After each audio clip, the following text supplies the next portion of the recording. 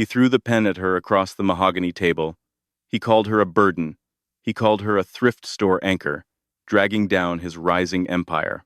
Declan Mercer thought he was shedding dead weight when he forced his quiet, plain-dressing wife, Isolde, to sign the divorce papers. He was laughing as the ink dried, already texting his mistress about the victory. What Declan didn't know was that the cheap dress Isolde was wearing was vintage Chanel. The clunker she drove was a sentimental keepsake, and the woman he just mocked was the sole heiress to the Sterling Vanguard Trust, a shadow banking empire worth $3 trillion. He didn't just sign a divorce, he signed his own death warrant, and the ink, it was barely dry before the nightmare began.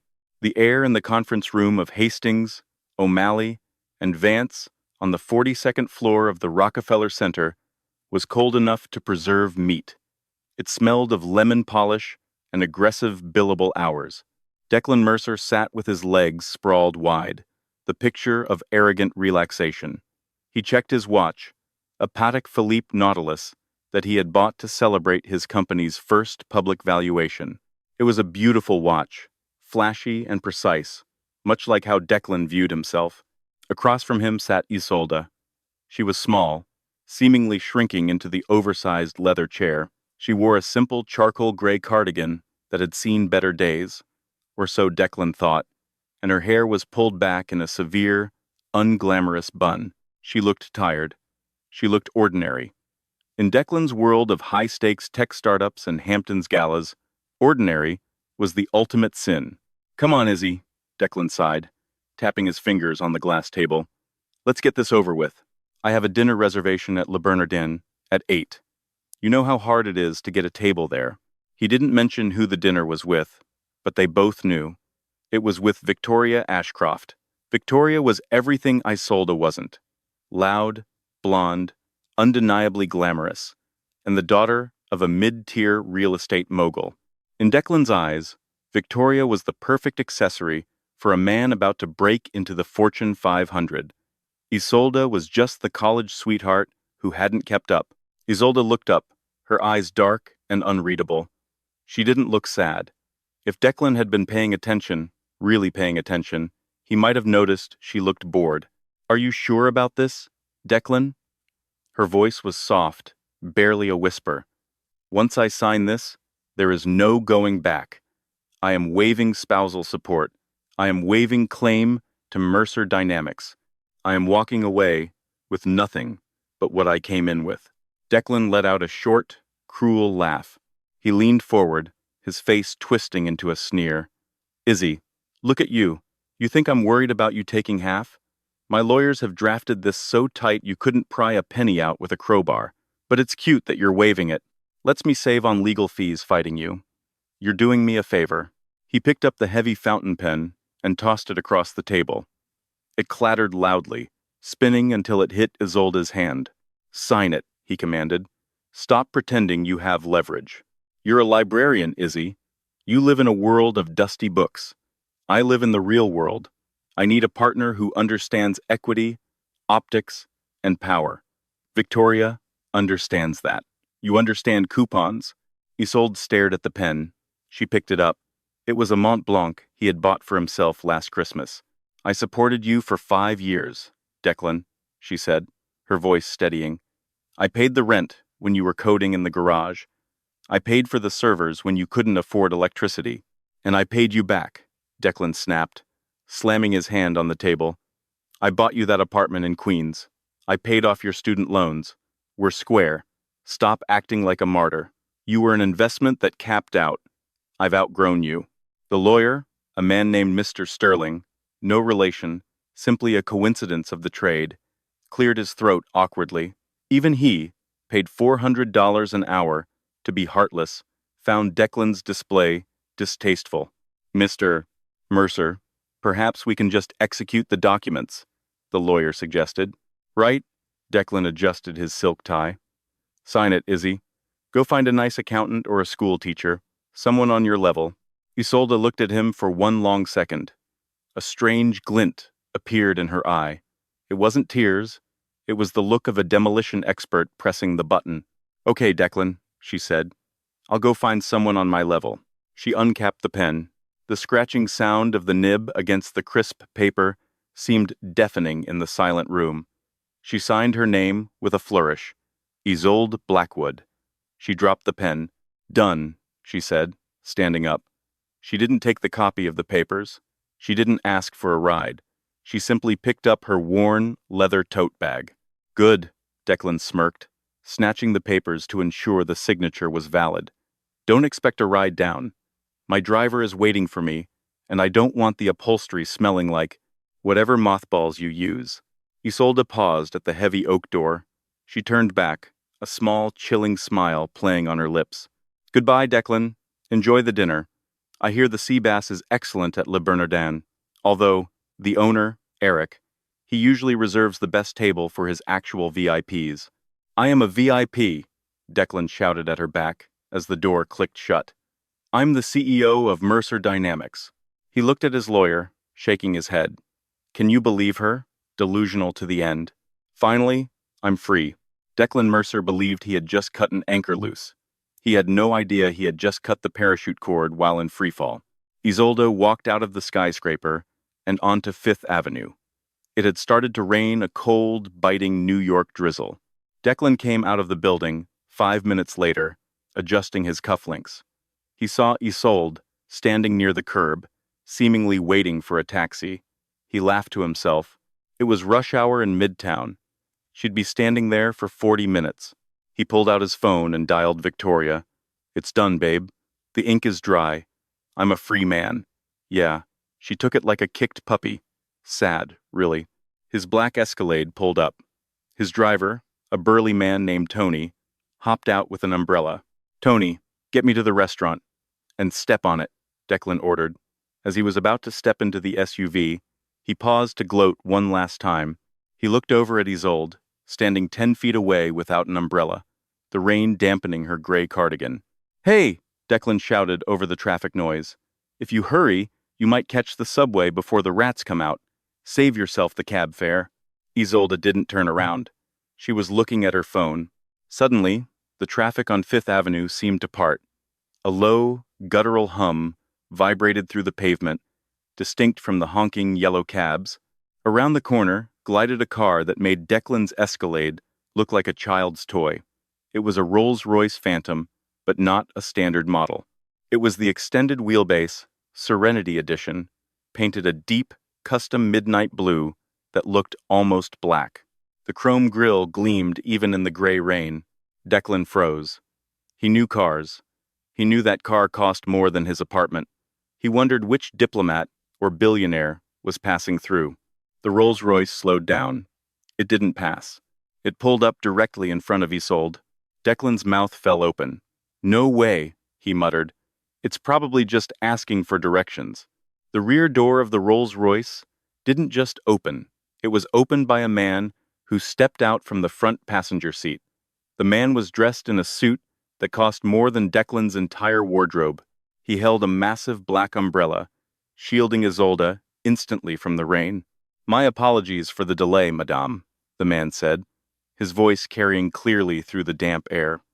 The board meeting in Zurich went long, but the jet landed at Teterboro 20 minutes ago. We have the secure line ready for you. Isolde nodded, her demeanor instantly shifting. The slump in her shoulders vanished, her chin raised. She looked like a queen, accepting tribute. Thank you, Arthur, she said, her voice crisp and commanding a tone Declan had never heard in 5 years of marriage. Did the acquisition of the lithium mines in Chile go through? Signed an hour ago, madame. The competition didn't stand a chance. Good. Let's go home. The estate in the Hamptons. I need a hot bath and a bottle of the 59 Dom Perignon. Of course, madame. Isolde slid into the back seat, the creamy leather interior glowing softly in the gloom. Declan stood paralyzed, the rain soaking his expensive Armani suit because Tony had forgotten to cover him in the confusion. He watched as his librarian ex-wife, the woman he had mocked for clipping coupons, vanished into a rolling fortress of wealth. He ran forward, splashing through a puddle. Izzy! Hey, Izzy! The window of the Rolls-Royce glided down an inch. Isolde's eyes appeared. cold as ice. Whose car is that? Declan stammered, breathless. Are you dating someone? Is it the boss of the library? Isolde laughed. It was a dark, rich sound. The library? Oh, Declan, you really never did ask about my family, did you?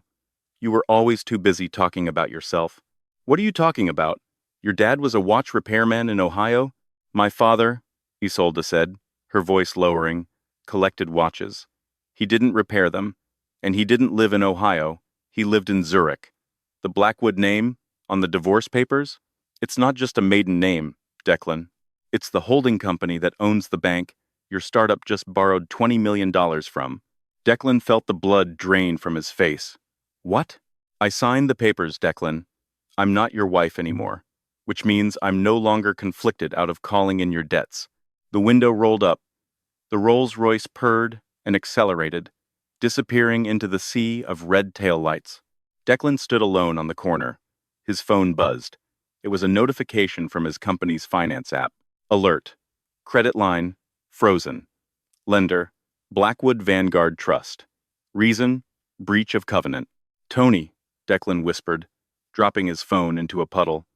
Get me to the office. Forget dinner. But Mr. Mercer, Miss Ashcroft is waiting, the driver said. Shut up, Declan screamed, his voice cracking. Just drive. By the time Declan burst into the headquarters of Mercer Dynamics, his suit was ruined, and his hair was plastered to his forehead. The open-plan office, usually buzzing with the energy of 20-something coders drinking cold brew, was dead silent. His CFO, a nervous man named Gary, was standing by Declan's glass-walled office, pacing. Declan, thank God. Gary rushed over, sweating profusely. We have a situation. A massive situation. I know the credit line is frozen, Gary. Fix it. Call the bank representatives. Tell them it's a glitch, Declan barked, storming into his office and slamming the door. Gary followed him in. It's not just the credit line, Declan. It's the servers. Our cloud provider is Nebula Systems, right? Yes, obviously. We have a 5-year contract. We had a 5-year contract, Gary corrected, his voice trembling. Nebula Systems just sent a termination notice. Effective immediately. Breach of morality clause. Morality clause? What the hell did I do? Declan screamed, throwing his briefcase onto the sofa. Apparently, Gary looked down at his tablet. The majority shareholder of Nebula Systems takes the treatment of spouses very seriously. They cited public disparagement of a partner as a violation of their ethical standards. They attached a video. A video? Gary turned the tablet around. It was a grainy security camera clip from inside the law firm conference room. It showed Declan throwing the pen. It showed him sneering. The audio was crystal clear. You're a thrift store anchor. If you not in perficis. How did they get this? Declan gasped. That was a private meeting. The firm, Hastings, O'Malley, and Vance.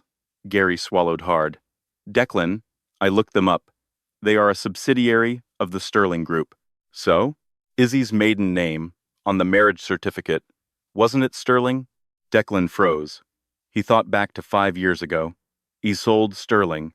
He had thought it sounded quaint, like sterling silver. He never connected it to the Sterling Group, the conglomerate that owned half the real estate in Manhattan and major stakes in tech infrastructure. She set me up, Declan whispered, sinking into his chair. She owned the law firm? She owns the building, Declan. She owns the firm. She owns the cloud provider. And as of 10 minutes ago, I got a call from our landlord. They're tripling our rent next month. Declan put his head in his hands. He thought about Victoria. Victoria, with her rich father, who owned a few strip malls in Jersey. He had left a titan for a tourist. Get Victoria on the phone, Declan said, his voice hollow. Her dad has cash. We can bridge this. We just need a few million to migrate servers and find a new bank. He dialed Victoria. She picked up on the first ring, the sound of clinking glasses in the background. Baby, where are you? The waiter is asking. If we want to open the Bollinger, Victoria chirped. Victoria, listen to me, Declan said, trying to keep the panic out of his voice. I'm stuck at the office. Minor glitch. Listen, I need to speak to your dad. Does he still want to invest in that Series B round? There was a pause. My dad? Declan, you know my dad is liquidating assets right now for his retirement. He doesn't have 5 million lying around. Declan closed his eyes. Of course. It was all smoke and mirrors, just like him.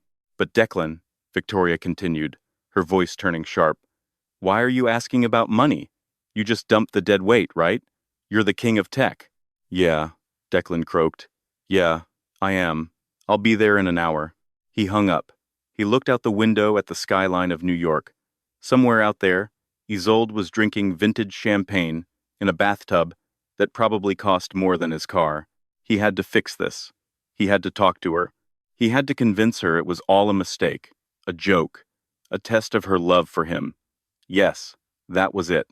He would gaslight her into thinking he did it to motivate her, to reveal her true self. Gary, Declan stood up, buttoning his wet jacket. Find out where Isolde is staying. Track her phone. Check her credit cards. I don't care. Gary looked at him with pity. Declan, we can't track her. She doesn't have a credit footprint anymore. She's gone dark. It's like she's a ghost. She's not a ghost, Declan snarled, grabbing his keys. She's my wife, and she owes me an explanation. Ex-wife, Gary corrected softly. Declan threw a stapler at the wall. Just find her. The rain had not let up by the time Declan arrived at Le Bernardin.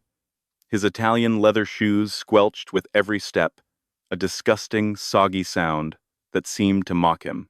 He handed his coat to the cloakroom attendant, a young woman who looked at the wet cashmere with mild disdain. Name? She asked, not making eye contact. Mercer. Declan Mercer, he said, straightening his tie. He tried to summon the aura of the CEO he was supposed to be. I have a table. A regular table. She tapped on the screen. Ah, Mr. Mercer. Yes. The main dining room is fully committed tonight. We have you seated in the annex. The annex? Declan snapped. There is no annex.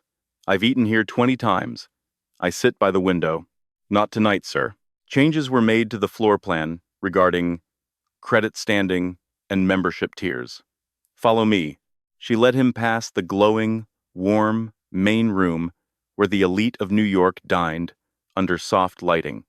He saw faces he recognized, hedge fund managers, Broadway producers, tech rivals. They all seemed to look right through him.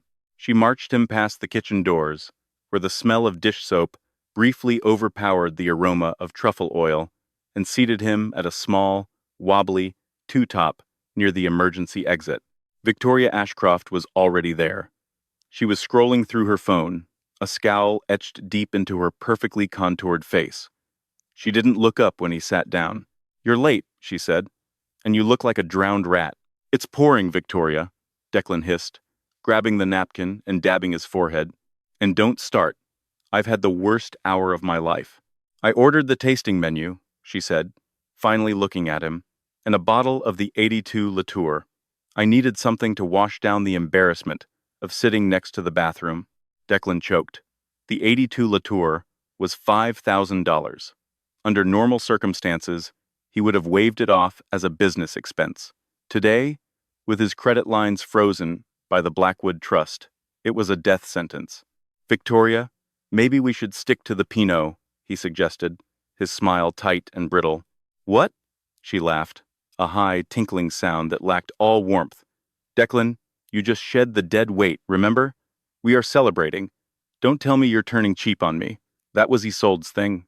The mention of her name made Declan flinch. Isolda, the woman who had packed him sack lunches to save money so he could buy better servers.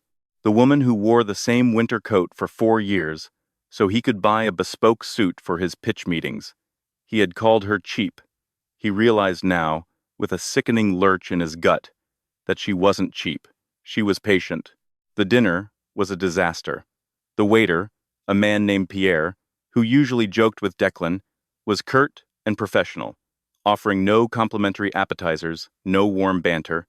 He poured the wine with the grim efficiency of an executioner. When the check came, it sat on the table like a lead weight, $6,400.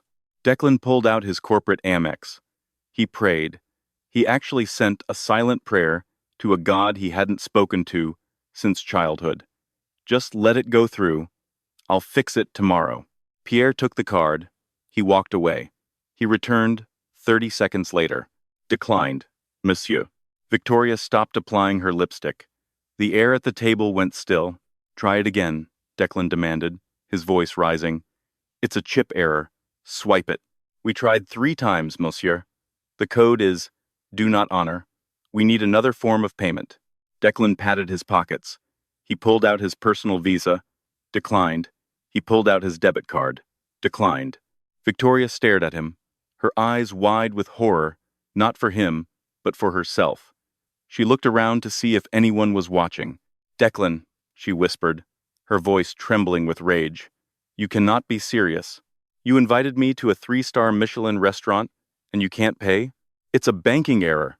My ex-wife? She has connections. She froze my accounts. Your ex-wife? The librarian? Victoria scoffed. Declan, stop lying. You're broke. My dad warned me. He said your profit and loss sheets looked like Swiss cheese. I am not broke. I am the CEO of Mercer Dynamics, Declan shouted. A hush fell over the annex. Pierre looked ready to call security. Victoria stood up. She grabbed her Hermes bag. I'm leaving. I am not going to be seen being escorted out by the police. Victoria, wait. Can you cover it? I'll wire you double tomorrow. 10,000. Just put it on your card. Victoria looked down at him. The mask of affection dropped completely, revealing the cold calculation underneath. My card? She sneered. Declan, I don't date men who need me to pay for dinner. I date men who buy the restaurant. Lose my number. She stormed out, her heels clicking on the floorboards. Declan was left alone. He looked at Pierre. I can leave my watch, Declan stammered, unclasping the Patek Philippe. It's worth 40,000. Pierre looked at the watch, then at Declan. I will get the manager, but monsieur, I suggest you do not try to leave. Declan sat in the chair, the humiliation burning his skin like acid. He looked at the empty seat across from him. He remembered 5 years ago, at a diner in Queens. His card had been declined for a $10 burger because he had spent his last dime on a domain name. Isolde hadn't stormed out. She hadn't yelled. She had quietly slid a $20 bill under the table, squeezed his hand, and whispered, We're a team. December. Eat your fries. He had thrown away a diamond to pick up a piece of broken glass. The next 48 hours were a blur of catastrophic failures. Declan didn't go home to his penthouse because the electronic key fob didn't work. The building management informed him that the lease, which was held by a shell company, had been terminated. He slept in his office on the leather sofa, waking up to the sound of his employees packing their boxes. Gary, his CFO, walked in at 9 a.m. on Wednesday holding a resignation letter. I can't do it, Declan, Gary said, looking exhausted. The SEC is asking questions about our liquidity. The landlord is evicting us, and nobody will return my calls. It's like we have the plague. It's her, Declan muttered, staring out the window at the gray sky. He hadn't shaved in 2 days. It's Isolde. She's burning it all down. She's not burning it down, Gary corrected. She's just turning off the gas. We were running on her fuel the whole time, Declan. We just didn't know it. Gary placed his badge on the desk. Good luck, Declan. Seriously, you're going to need it. Declan was alone. His empire, built on arrogance and borrowed time, had evaporated in 3 days. But Declan Mercer was not a man who accepted defeat. He was a man who believed he could talk his way out of a firing squad. He needed to see her. He needed to talk to Isolde. If he could just get her alone, away from her bodyguards and her lawyers, he could charm her. He could remind her of the good times. He could play the victim. He could convince her that he was just stressed, that Victoria meant nothing, which was now true, and that they belonged together.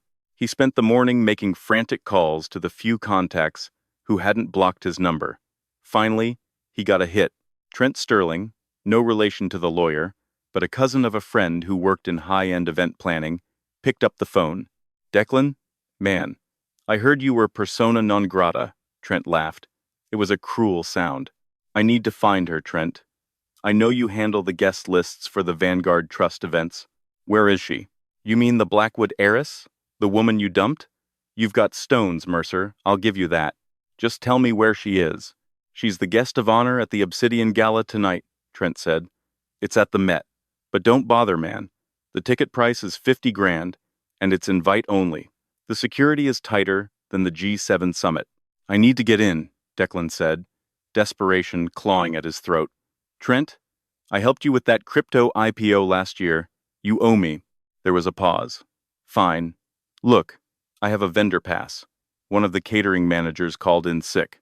You'll have to wear a tux, but you'll be holding a tray of champagne half the night. It's the only way you're getting past the perimeter. A waiter? Declan felt his stomach turn. I am a CEO. You were a CEO, Trent corrected. Now, you're a guy sleeping in his office. Take the pass or leave it. The Met. Back entrance. 6 p.m. Ask for Marco. Declan hung up. He looked at his reflection in the darkened monitor of his computer. He looked haggard. He looked desperate. He went to the gym in the building basement to shower. He put on his tuxedo, the only suit he had left that wasn't ruined by rain. He spent his last $100 on a haircut and a shave. He looked in the mirror. He looked like Declan Mercer again. Almost. He took a subway to the Metropolitan Museum of Art. The irony was not lost on him. He had once refused to take the subway with Isolda because it was beneath him. Now, he was squeezed between a tourist eating a bagel and a man playing a bucket drum, heading to a party where his wife was the queen and he was the help. He arrived at the back entrance. The security was intense. Black SUVs lined the street. Men with earpieces scanned the crowd. He found Marco, a harried man with a clipboard. You the replacement from the agency? Marco barked. Yes, Declan said, swallowing his pride. You're late. Grab a tray. You're on the VIP floor. Section A. Keep the glasses full. Don't make eye contact with the guests. And for God's sake, don't spill anything on the Vermeers. Declan grabbed a silver tray, loaded with crystal flutes of champagne. He walked up the service elevator, his heart pounding against his ribs. He wasn't just going to serve drinks. He was going to reclaim his life. He stepped out onto the balcony, overlooking the Temple of Dendur. The sight took his breath away. He had been to galas before. He had been to tech awards and charity balls. They looked like high school proms compared to this. The room was bathed in deep indigo and gold lighting. The flowers were cascading orchids that must have been flown in from the Amazon that morning. The guests weren't just rich. They were the people who owned the people who were rich. He saw a former U.S. president chatting with a Saudi prince. He saw the founder of the world's largest search engine laughing with a woman who owned a European car manufacturer. And then he saw her. Isolde stood in the center of the room, but she wasn't the Isolde he knew. Gone was the messy bun. Her hair was a cascading waterfall of dark silk, styled in soft waves that framed a face which seemed to glow. Gone was the gray cardigan. She was wearing a dress that looked like it was woven from starlight, a deep midnight blue velvet that hugged her frame, with diamonds scattered across the fabric that caught the light with every breath she took. Around her neck was a necklace that Declan recognized from a magazine cover, the Star of the East, a sapphire and diamond piece worth more than the GDP of a small island nation. She wasn't shrinking, she wasn't hiding, she was holding court. A circle of men and women surrounded her, listening intently. Declan recognized one of them, Alexander Vane, a shark of an investor who had rejected Declan's funding application 3 years ago without even looking at him. Now, Vane was looking at Isolde with pure deference, nodding at whatever she was saying. Declan gripped the silver tray so hard his knuckles turned white. Anger flared in his chest. She lied to me, he thought. She hid all of this. She tested me like a lab rat. He began to move through the crowd. He was invisible. To these people, a waiter was furniture. He wove through the tuxedos and the ball gowns, his eyes locked on his wife. He got close enough to hear her voice. It was different. It was the same pitch, the same timbre, but the cadence was authoritative. Sustainable energy isn't just a moral imperative, Alexander, Isolde was saying, swirling a glass of sparkling water. It's a stability index. The Blackwood Trust is moving 40% of its liquid assets into fusion research by Q3. If you want Vane Capital to survive the next decade, I suggest you pivot. Oil is a dead language. Brilliant, Alexander Vane murmured. Absolutely brilliant, Isolda. I'll have my analysts look into the fusion sector tomorrow. Do that, she said coolly. Declan stepped forward. He couldn't help himself. He couldn't just stand there holding a tray. Champagne, madame? He said, his voice straining to be steady. The circle of billionaires turned to look at the waiter who had interrupted. Isolde froze. She didn't turn around immediately. She took a slow breath, recognizing the voice. She turned. Her eyes met his. For a moment, Declan expected to see fear, or love, or regret. He saw nothing. It was like looking into a deep, dark well. Declan, she said. She didn't sound surprised. She sounded disappointed. I see the severance package ran out quickly. The people around her chuckled nervously. They sensed the tension, though they didn't know who this waiter was. Can we talk? Declan whispered, ignoring the stares. Please, alone. Isolda looked at him, scanning his tuxedo, the tray in his hand, the desperation in his eyes. I'm in the middle of a conversation, Declan. You remember what that's like, don't you? You used to tell me never to interrupt you when you were working.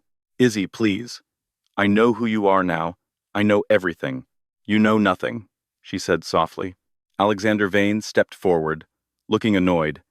Is this staff member bothering you, Miss Blackwood? Should I call security? No, Isolda raised a hand. It's fine, Alexander. This is an old acquaintance. Give us a moment. The circle dispersed, leaving a respectful distance. Isolde and Declan stood alone in the middle of the crowded room, the music swelling around them. You look beautiful, Declan said. It was the truth. I looked beautiful last week too, Isolde said. You just didn't look at me. Why did you lie? Why did you pretend to be poor? We lived in that roach-infested apartment in Queens. We ate ramen. Why? Because, Isolde said, her voice dropping to a whisper that cut through the noise.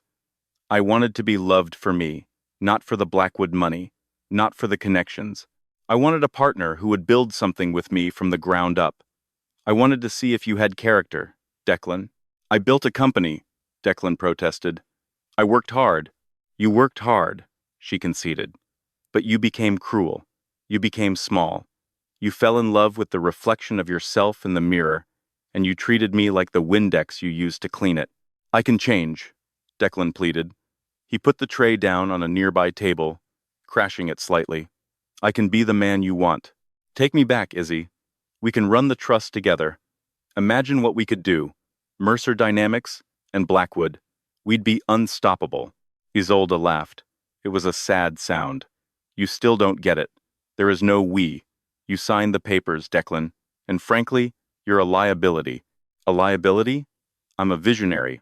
You're a fraud, she said calmly. And I'm not just talking about your marriage. I'm talking about your code. Declan went cold. What? Mercer Dynamics. Your proprietary algorithm for data compression? The one you claim you wrote in your garage?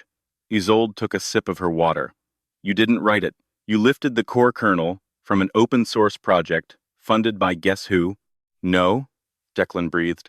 The Vanguard Institute, Isolda finished. My family's research wing. We let you use it because I was your wife. I shielded you from the copyright lawsuit. But now, the legal team is filing the injunction tomorrow morning. You don't just owe the bank money, Declan. You're about to be sued for intellectual property theft on a global scale. Declan staggered back. This wasn't just a divorce. This was an annihilation. You're destroying me, he whispered. Why? Because I wanted a divorce? Because I fell out of love? Isolde stepped closer. She smelled of jasmine and cold rain. No, Declan. I'm not destroying you because you wanted a divorce. I would have let you go with a settlement and a smile. I'm destroying you because you mocked me. You humiliated me. You treated kindness as weakness. She leaned in, her lips inches from his ear. You wanted a trophy wife, Declan? You wanted someone powerful? Well, here she is. And you know what powerful people do? They remove obstacles. She pulled back and signaled to a large man, standing in the shadows. The same man who had held the umbrella, Arthur. Arthur, Isolda said, her voice returning to its public volume. Please escort this waiter out. He's upsetting the guests. No, wait. Declan grabbed her arm. The room gasped. Touching a Blackwood was like touching the third rail. Arthur was on him in a second. A hand like a vice gripped Declan's wrist, twisting it painfully behind his back. Let go of me, Declan shouted. I'm her husband. I'm Declan Mercer. Ex-husband, Isolde corrected, turning her back on him. And nobody knows who Declan Mercer is anymore. As Arthur dragged him toward the exit, Declan looked back. He saw Victoria Ashcroft entering the room on the arm of a 70-year-old oil tycoon. She saw Declan being hauled out like trash. She didn't look shocked. She looked at Isolde, then looked down, terrified. Declan was thrown out of the back door of the Met, landing on the wet pavement of Central Park. The heavy metal door slammed shut, sealing the light and the music inside. He was alone in the dark. But the story wasn't over. Declan Mercer had one card left to play, a card he had found in the old apartment, hidden in a box of Isolda's things he had meant to throw away. A positive pregnancy test, dated 2 weeks ago. The discovery of the plastic stick in the damp pocket of his ruined tuxedo jacket felt like divine intervention to Declan Mercer. He stood in the shadows of Central Park, the lights of the Metropolitan Museum fading behind him, and stared at the 2 pink lines. She's pregnant, he thought, a hysterical laugh bubbling up in his throat. She's carrying a Mercer. The realization rewired his entire brain. The fear and humiliation of the last few days evaporated, replaced by the calculating coldness that had built his company. A child wasn't just a baby. In the world of trillion-dollar trusts and dynastic wealth, a child was leverage. A child was a seat at the table. Isolde could divorce him, she could bankrupt him, she could sue him for intellectual property theft, but she could not erase biology. If she was the heiress to the Blackwood fortune, his child was the heir apparent. And that made Declan the father of the future king. You didn't cut all the strings, Izzy, he whispered to the wet trees. You left one attached. The blockade. Declan spent the night in a 24-hour internet cafe in Times Square, his tuxedo drying stiff and smelling of the park. He didn't sleep. He researched paternity rights in high-asset divorces. He researched Blackwood succession laws. He built a dossier. By 8 a.m., he was ready to strike. He knew he couldn't just walk up to her. He needed a conduit. He tried to call the major news outlets, the Times, the Post, CNBC. He had a scoop. Secret Blackwood heir, fathered by tech CEO. He dialed the tip line for the New York Chronicle. I have a story about Isolde Blackwood, he told the operator. I have proof of a pregnancy she's hiding. The line went dead immediately. He tried a gossip blog. This is Declan Mercer. I have exclude Mr. Mercer, a bored voice interrupted. We have been issued a cease and desist order regarding your name and any mention of the Blackwood family, effective 6 a.m. this morning. If you contact us again, we are legally obligated to report you for harassment. Good day. Declan stared at the phone. She was scrubbing him from existence. She controlled the narrative before he even opened his mouth. He realized then that the media was a dead end. He had to go to the source. He had to serve her. The hanger. He spent his last remaining cash on a bribe to a disgruntled porter at the hotel where he knew Arthur, the bodyguard, was staying. The porter revealed that the Blackwood party was scheduled to depart from Teterboro Airport at noon. They were flying back to Zurich. Declan stole a jacket from a construction site to cover his tuxedo and took 3 buses to New Jersey. He arrived at the private airfield just as the convoy of black SUVs pulled onto the tarmac. There it was, the Blackwood jet. It was a converted Boeing 787 Dreamliner, painted matte black with a subtle silver crest on the tail. It was a palace in the sky. Declan ran toward the chain-link fence. He saw Isolde walking up the air stairs. She wore a cream-colored trench coat and sunglasses. She looked untouchable. Isolde, he screamed, shaking the fence. Isolde! I know! The wind carried his voice. She paused on the stairs. She didn't look around wildly. She simply turned her head with deliberate precision. She saw him clinging to the fence like a prisoner. She said something to Arthur. Arthur nodded and walked down the stairs. He didn't come to the fence. He signaled to the airport security. The gate opened, and a golf cart drove Declan out onto the tarmac. They didn't arrest him. They brought him to the bottom of the stairs. Isolda looked down at him from the top of the gangway. She looked like a goddess judging a mortal. "You are persistent, Declan," she said. The engines were whining softly, a high-pitched reminder of the power she wielded. "I'll give you that." "I found the test, Izzy," Declan shouted, over the turbine whine. He pulled the plastic stick from his pocket and held it up like a holy relic. "I found it in the apartment. 2 weeks ago. You're pregnant." Isolda's expression didn't change. She didn't gasp. She didn't flinch. "And?" she asked. "And?" Declan laughed incredulously. "And that's my child. That is the heir to your empire. You can't just leave. I have rights. I am the father. If you leave the country with my child, I will have every court in The Hague after you for kidnapping." He felt the power returning. He took a step up the stairs. Arthur blocked him with a massive hand to the chest. "You can't cut me out of this, Isolde," Declan sneered. "I want my shares, I want my company back, and I want a monthly stipend of 50,000. Or I go public with the baby. I'll make sure the world knows the virgin queen of banking is carrying the child of a fraud." Isolda slowly took off her sunglasses. Her eyes were tired, but hard as diamonds. "Come here, Declan," she said softly. Arthur stepped aside. Declan walked up the stairs until he was 3 steps below her. He was close enough to smell her perfume. He smirked. He had won. "Do you remember the papers you signed on Tuesday?" she asked calmly. "The ones you mocked? The ones you didn't read because you were too busy texting Victoria?" "I signed a standard separation agreement," Declan scoffed. "Standard agreements don't cover unborn children." I checked. "You didn't sign a standard agreement, Declan," Isolde said, her voice dropping an octave. "You signed a total severance of entity." She signaled to a lawyer standing in the doorway of the plane. The lawyer handed her a leather folder. She opened it to a page flagged with red tape.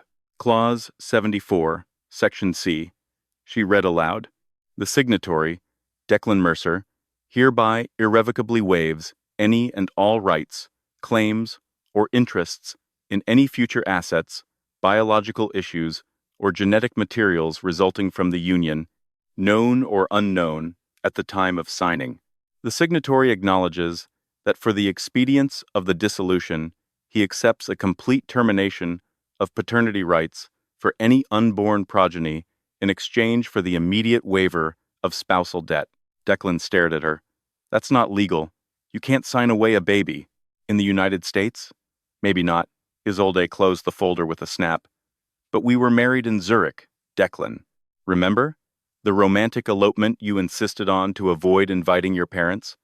Under Swiss banking and succession laws, which governed our marriage contract, that clause is ironclad. You traded your child for a quick divorce so you could make a dinner reservation. The world seemed to tilt on its axis." Declan gripped the handrail. "No," he whispered. "I didn't know. I didn't read it." "Ignorance is not a defense," Isolde said coldly. "It is a choice. You chose to be arrogant. You chose to be cruel. And in your rush to throw me away, you threw away your legacy." "But it's a baby," Declan's voice cracked, tears finally spilling over. "It's a person. You can't keep a father from his child because of a contract? Izzy, please, I'm begging you. I have nothing left. Don't take this." Isolde looked at him. For a fleeting second, the mask slipped. He saw the pain she had been hiding, the pain of a woman who had loved a man who turned into a monster. "You are right, Declan," she said, her voice trembling slightly. "It is a baby, my baby." She placed a hand on her stomach. "And I will raise this child to know exactly who their father was. I will tell them he was a man who taught me the most important lesson of my life, that worth is not found in bank accounts, and character is not found in titles." She stepped back into the cabin. "You're not the father, Declan," she said, as the door began to close. "You're just the donor, and your transaction is complete. Easy. No. Isolda. The heavy, airtight door hissed shut, sealing her away from him forever. The aftermath. Arthur and the security team escorted Declan back to the tarmac. They left him standing there as the massive engines of the Dreamliner roared to life. The heat from the exhaust blasted him, blowing his stolen jacket open, whipping his hair into his eyes. He watched the plane taxi down the runway.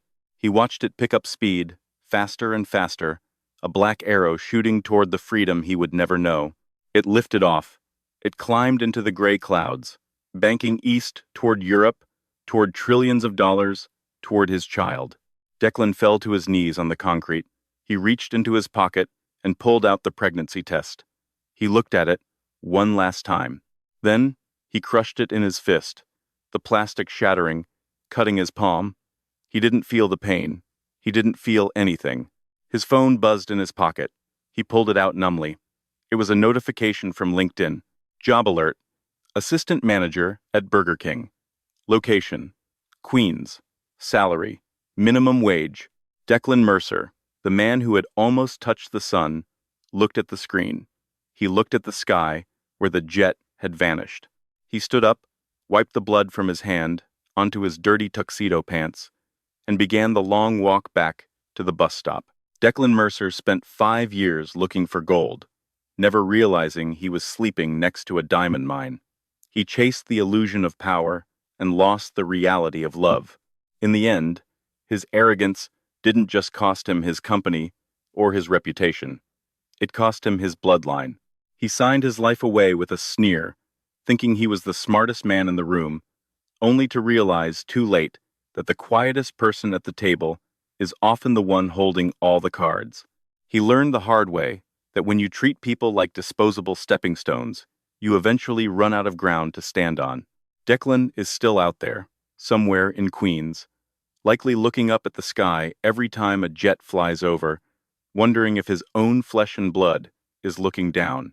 But regret, unlike a contract, has no expiration date.